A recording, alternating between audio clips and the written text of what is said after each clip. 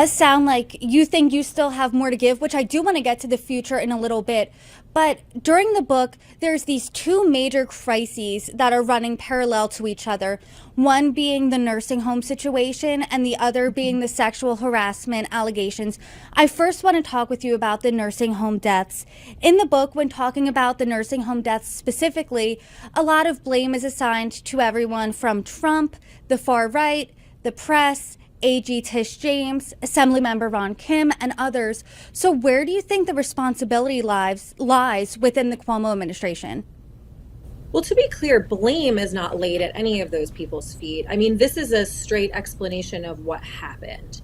And what happened with nursing homes was Donald Trump made a very calculated decision in the summer of 2020 while he was running for president and while COVID was the number one issue for American families across the country, because of course it was the only thing that was going on. And was killing him to the polls, literally. It was crushing him to the polls because he had done such a terrible job managing it, that he was looking for something in COVID to flip the script and go after Democrats.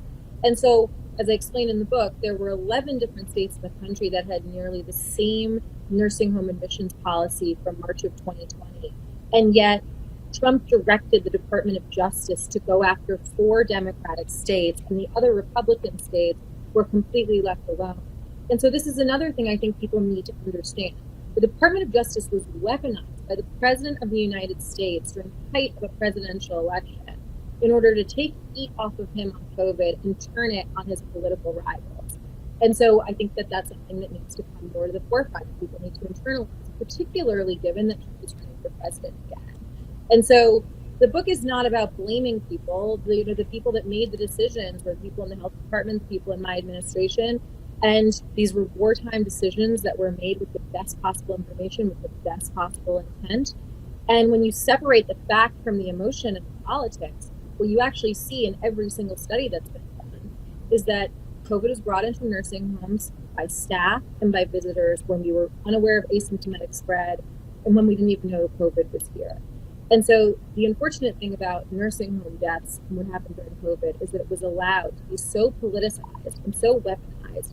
And when I look back during that period of time, I wish we could have done a better job of communicating it and trying to diffuse it much earlier, because it took the real genuine pain from families who lost loved ones during COVID.